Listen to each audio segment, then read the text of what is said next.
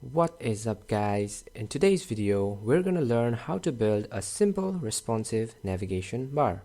Alright, so our final product is actually gonna look like this. So we have this simple logo here, alright, and some nav items. So when I hover onto it, it kind of gives me that border bottom effect.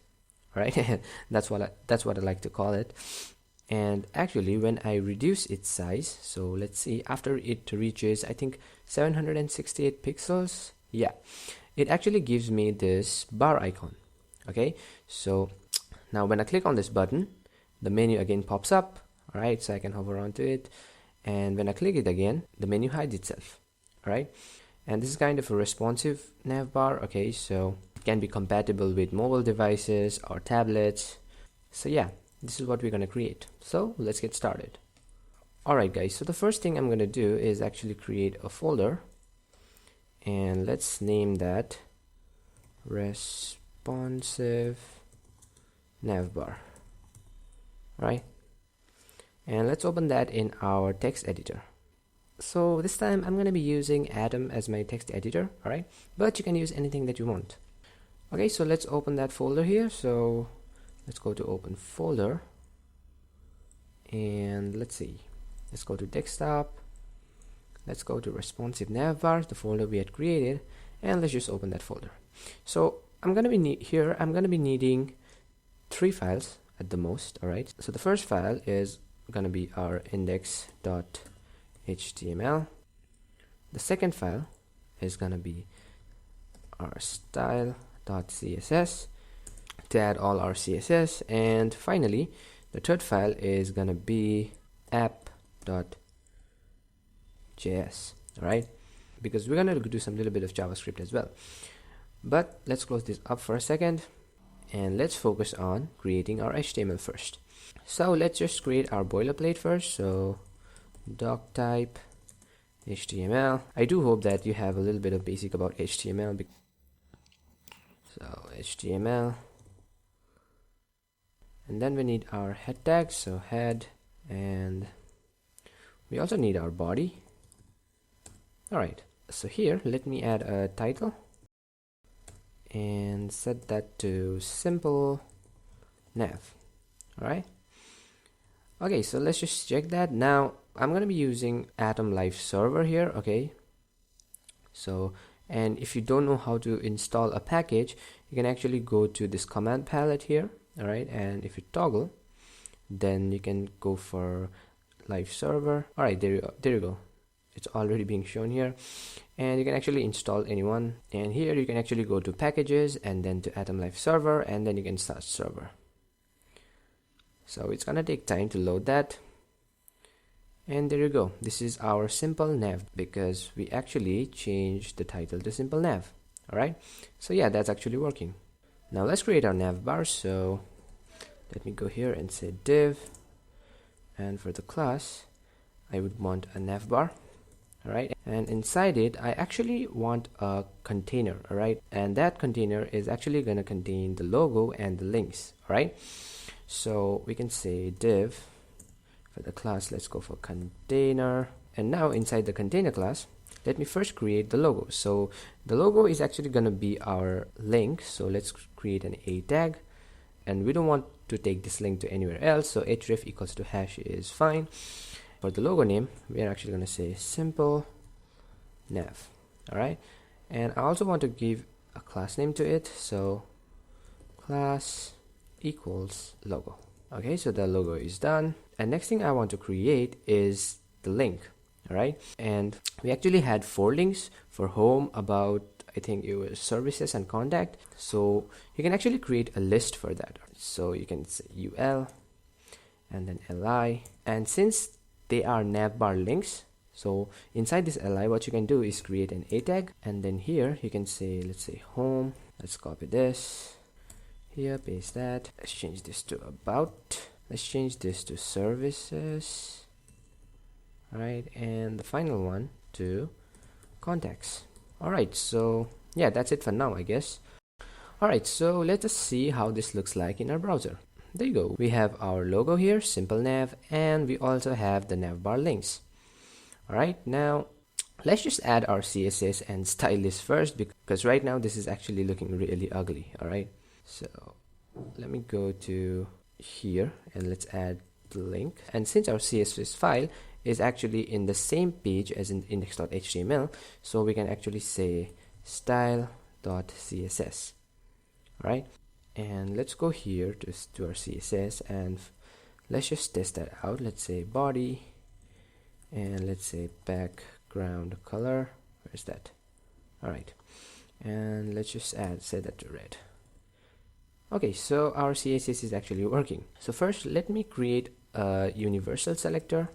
By the way, this is actually, I call it the universal selector. And when you add any CSS property or a CSS rule inside this selector, like all the elements inside your HTML is actually gonna take that property. All right. For example, if you say font size to like 50 pixels, okay. So, and if you save it, then the font size will actually be 50 pixels, and every element in your HTML will take or use this property. All right. So in our universal selector, what we want to do is set our margin and padding to 0, because by default, some elements of HTML will actually have margin and padding. So we're actually going to remove that. So margin to 0, all right, padding to 0. And we're also going to use a box sizing property and set that to border box. Now what this property does is actually maintains the size of your elements. So let's say the size of your element is 50 pixels. So when you add a padding of 20 pixels, it is actually going to add that padding, but it is also going to maintain its width. And I also want the text decoration to none. All right, which will actually remove the underlines from the links. All right, now for the font, I'm going to use a Google font. So let me go here, and here I want a railway. All right, so let's go here, let's go up, let's customize it a little bit. So I want a regular, medium, semi bold, and bold. Let's say those four will be okay. And by the way, this is actually the font weight. Okay, so if you say font weight 400, you're gonna get the regular one. If you say font weight 500, you're gonna get the medium one. All right.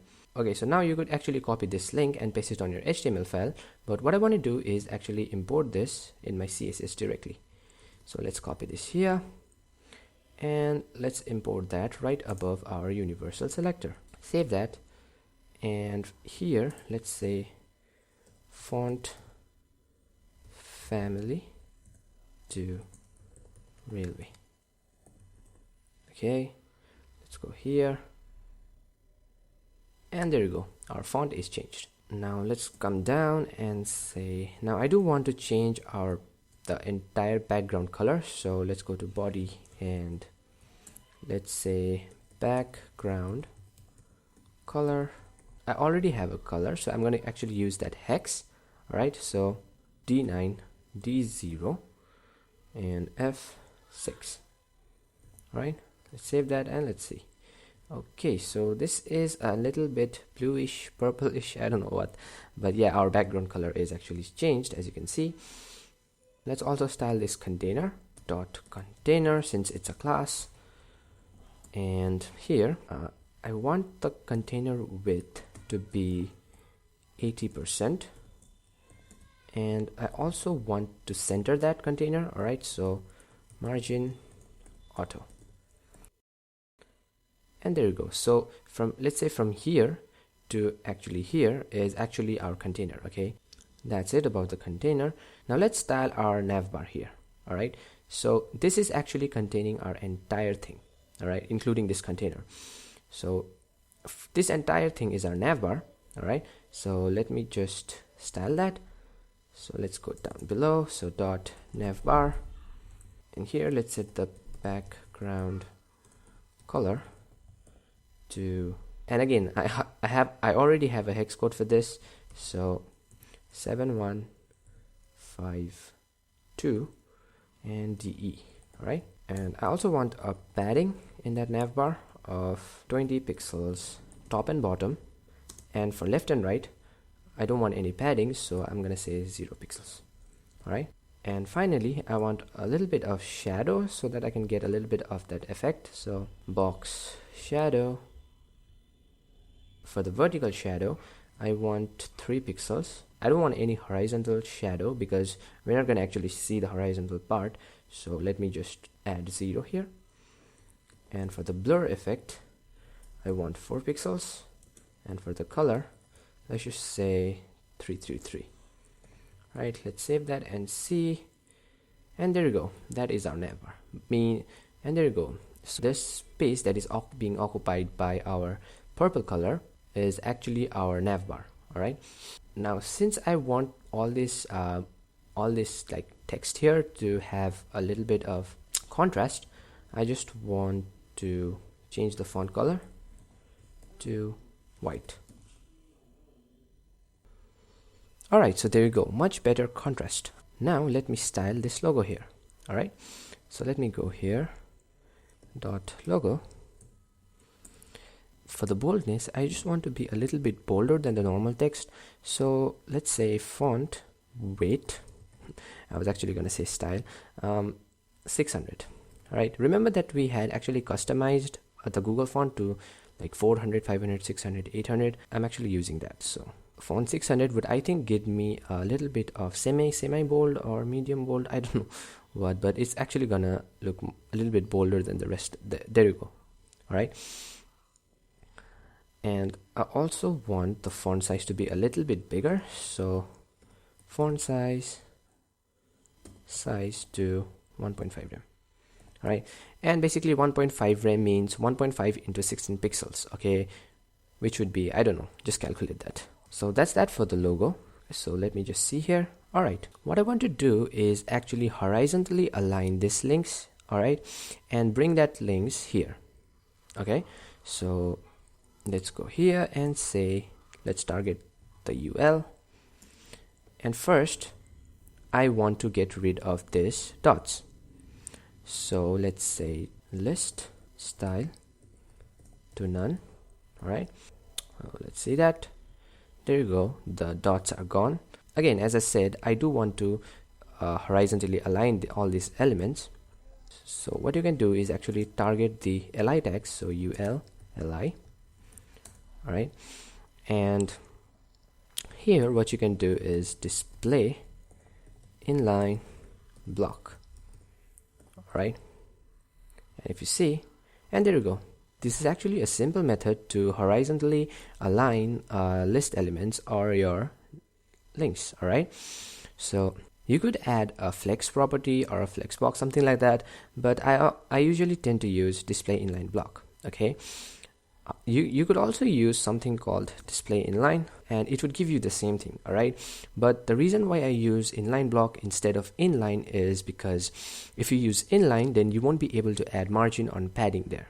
Right, but if you use inline block, you will be able to add margin and padding. That's one reason why I always use inline block. And I also want a padding of 0 pixels top and bottom and 10 pixels on left and right. So let's see that. All right, much better. But what I actually want to do is horizontally align this logo and this links.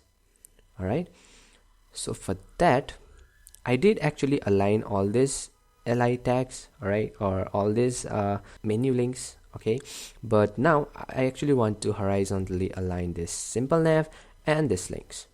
All right, so for that, what you can do is here in your UL, you can again add the inline property.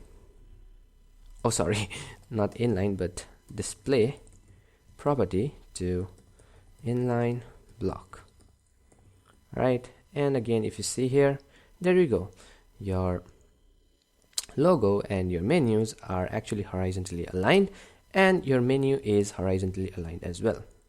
All right, the reason why when I used inline block, okay, it went here is because this is actually an anchor tag. Okay, and this anchor tag is an inline tag, okay, meaning that it does not take up the entire row. Okay, it does not take up the entire row like block elements. So the space that is covering is actually this much. All right, so when I use inline block in this UL tag, okay, it became an inline element. All right, so it became an inline element. So since a lot of space was here, it just went up. Okay, and that's how we actually horizontally align this logo and this links. So now what I want to do is just shift this right. So for that, you can actually say float right. You could use margin left for that as well, but I just want to use float right, and that's it. Now let me also style the links. So ULLIA, and first set the font size to 1.2 rem. All right, and when I hover onto the links, so ULLIA, hover, and there I actually want to show that border bottom effect. So you can say border bottom to 1 pixels. Sorry, not 1 pixels. Let's see, 2 pixels. Solid, and not PZ, pixels, solid. And for the color, I would want white, so FFF gives me white. Save that, and let's see, and you have this here. All right, so the border bottom effect is actually coming, but I do want to have a little bit of space between the borderline and the links. So let me just add a padding bottom here. So padding bottom to 5 pixels, let's say. All right, let me see, there you go.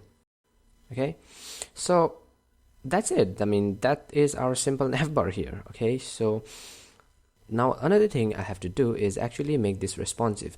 So if I go beyond a certain width, let's say 700 or 900 width, what I want to do is actually hide this all links and actually show a bar icon or a toggler icon. Okay, and for the icon, I want to get that from Font Awesome. Now if you're using Font Awesome for the first time, then you actually have to create an account and actually set up your kit. Okay, and after you set up the kit, they will actually give you a link or a script tag. Okay, and you can actually grab that script tag and add that in your index.html, and then you can actually use those fonts. All right, so I'm actually inside my account, and you can actually go here to Font Awesome Kits. I have already created a kit, and you can go to Manage Kit here, and here you actually have this kit here. So let's click that. So you actually have a script here. Once you create a kit, you get this script tag, and you can copy this kit code here and paste it in your HTML. So I'm gonna paste it right below here. Save that. All right, let me go here, back here, and now for the icon, I actually want to have, I think it's bars, right? So let's see. All right, so this is the icon that you want to grab. All right, so let's click this here. I don't know why the net's slow. And what you can do is actually copy this HTML tag. So you click here and it gets copied. Just go down. All right, so let's paste it here.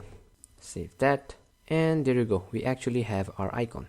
All right, the reason why it's actually displaying here instead of displaying here is because we actually used float in this bar, right?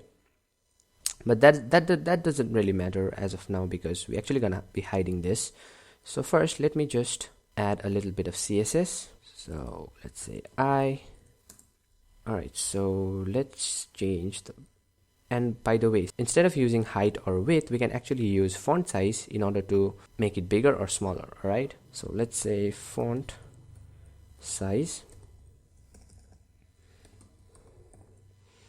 and change that to 1.2 rem. All right, also want a padding of 5 pixels. All right, and I do want a white border over it, so border 2 pixels, solid and white. And also I want a border radius of 2 pixels, let's say. All right, so let's see how it looks. All right,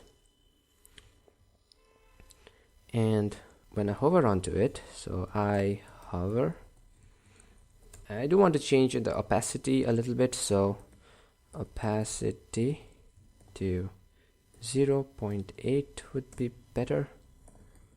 All right, so let's see. So if you hover onto this, all right, so a little bit of opacity change there, okay, to give that slight hover effect. And I think this is it for this icon. Okay, so let's just hide this for now. So visibility hidden. All right, and that actually hides your icon. So yeah, for the normal desktop or your laptop sizes, the navbar is actually done. So now let me actually make it responsive. So for the responsive part, what we can do here is say we can actually set the width. All right, so media screen and max. All right, I do have to add an at here, so add media screen and max width, and let's set the max width to 768 pixels. All right, and all right, so save that. So this actually means that when the browser's width actually goes beyond 768 pixels, then whatever property that you add inside this will be added. Okay, so here first thing that I want to change when the browser actually goes beyond 768 pixels is this links. All right, so I actually want to align them vertical, okay, in mobile devices or in small devices. So let's do that. So let me just go target the li tags, okay, because those were actually aligning the links horizontally, and say display block, and that would do the trick, I guess. So if I go a little bit here, there you go.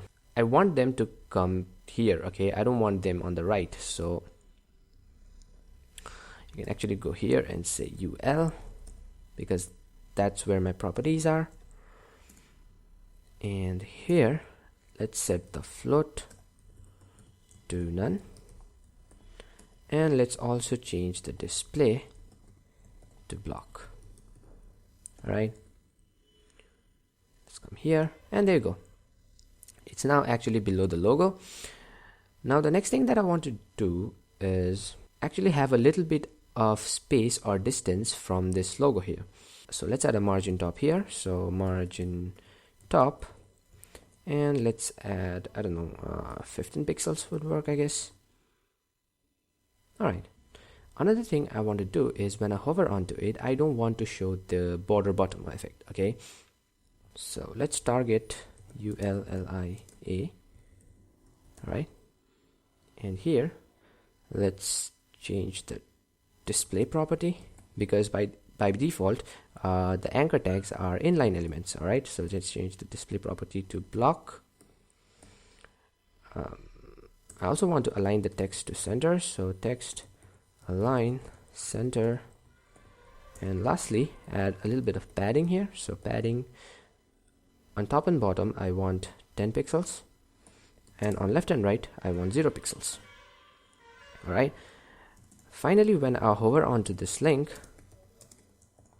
hover, I actually, instead of showing the border, I actually want to make the background a little bit lighter. All right, so first let's say border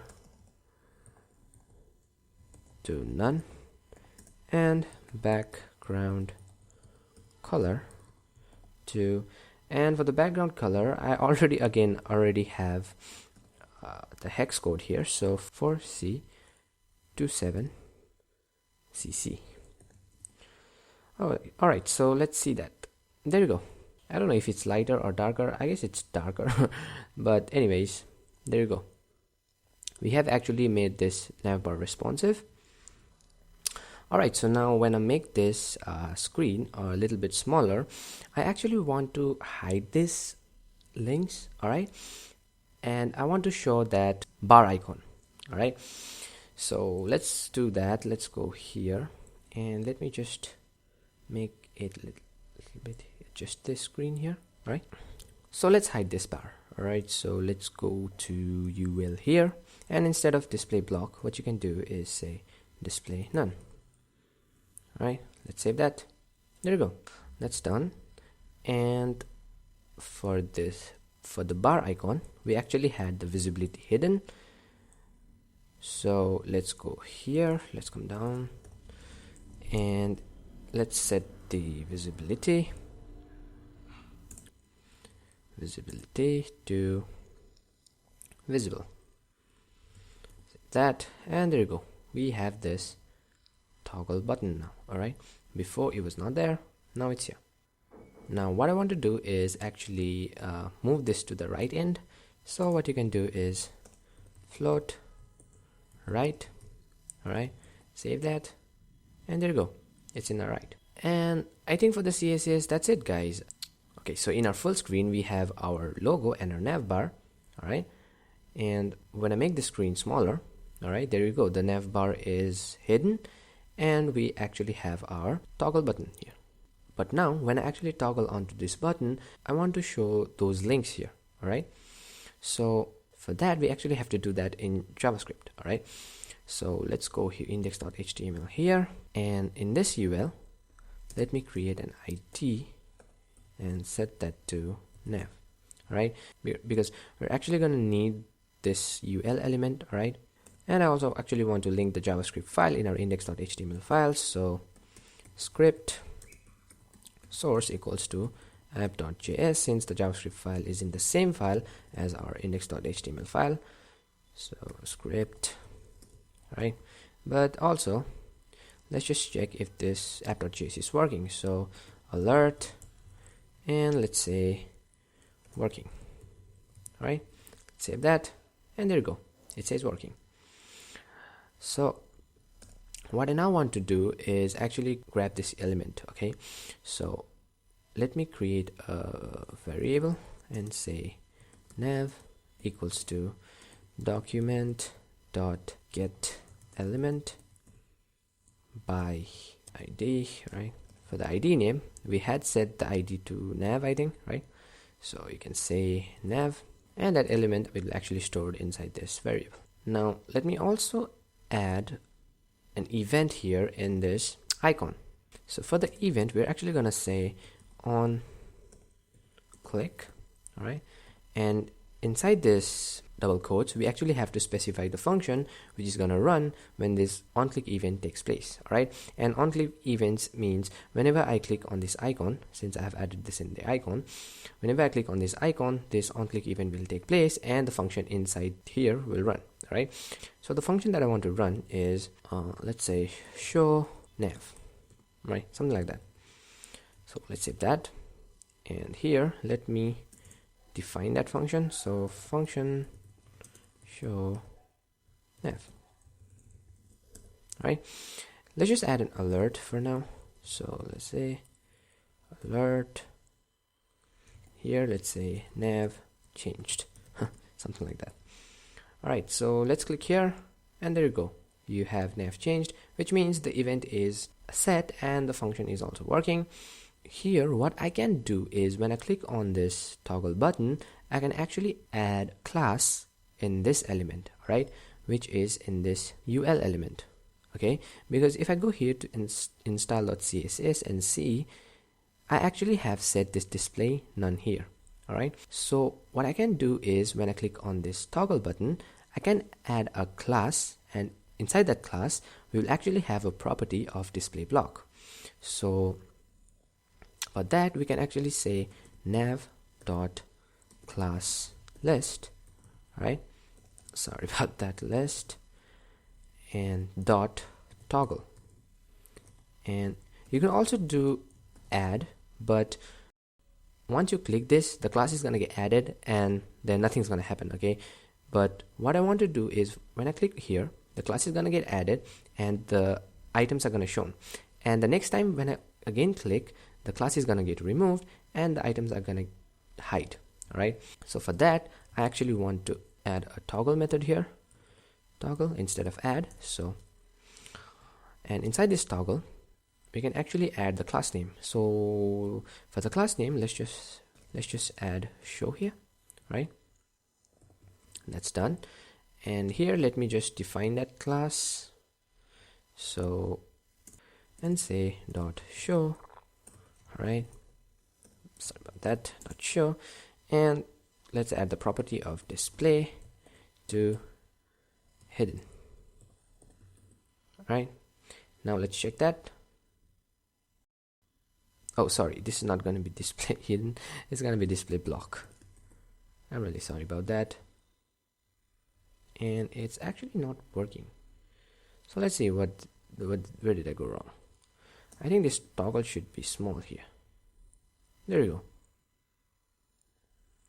All right, so this bar is actually showing. Okay, don't put focus on this here, we're gonna change that, but the nav bar here is actually showing when I click on this toggle button, and again when I click on this icon, it's actually being removed. And that's actually happening because we actually added a toggle method. Okay, if we had added add instead of toggle, what would have happened is that when I click on this icon, all right, it shows, but when I click on this icon again, nothing happens.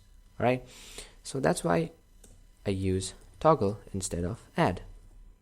Okay, and another thing is that you might have noticed we already have a display none here in our UL. All right, but when we add a class called show, okay, in this UL tag, it has a display block. So now this UL element is having two properties. Okay, one is display none and display block, but this property here, display block, is actually having much priority than this display none, because if you add a property to this element and if you add a property to a class, the property of this class will have much priority than the property of the element. All right, and that's why whenever you actually toggle here,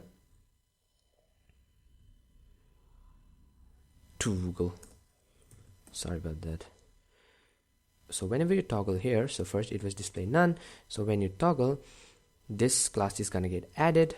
All right, and it actually has a display block, so display block is gonna get priority and the change is gonna take place. All right, but one thing or one bug, if I may say, we are having is that this is actually coming down whenever I toggle.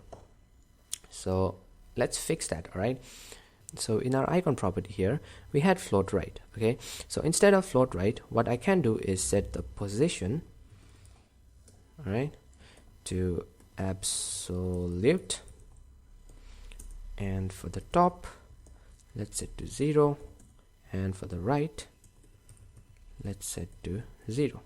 Okay, this means that this is actually gonna stay, okay, exactly where it is. Right from the top, okay, it's gonna have the distance of 0, means that it's not gonna have any distance, and from the right it's also not gonna have any distance. So that's why it is at the top right end of the screen right here. All right, so even if I click and show the nav items, now it's not gonna come down. All right, but again, I don't want this to be at the right or top right most of the screen. Okay, I do want to align this with this logo.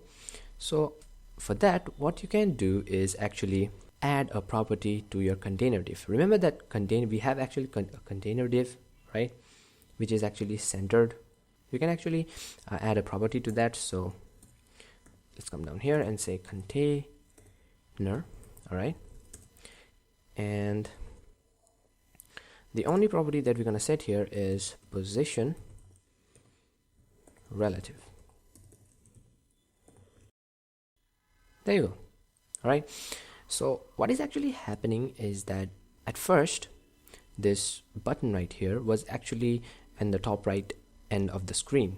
All right, so it was actually responding to the entire browser screen. All right, but when we add a position relative to a particular element, let's say we add it in our container, then this position absolute is not going to respond to the browser end screen, but in fact it is actually going to respond to this container. because that's where we added position relative. Okay, so this is actually kind of a relation between this position relative and position absolute. All right, so there you go. We actually have created a simple responsive navbar. All right, so there you go, guys. This is the simple navbar here. All right, and yeah, I hope you guys learned a little bit, if not a lot, from this video. So yeah, if you've learned something from this, do hit the like button and subscribe to my channel for more, and I'll see you guys next time.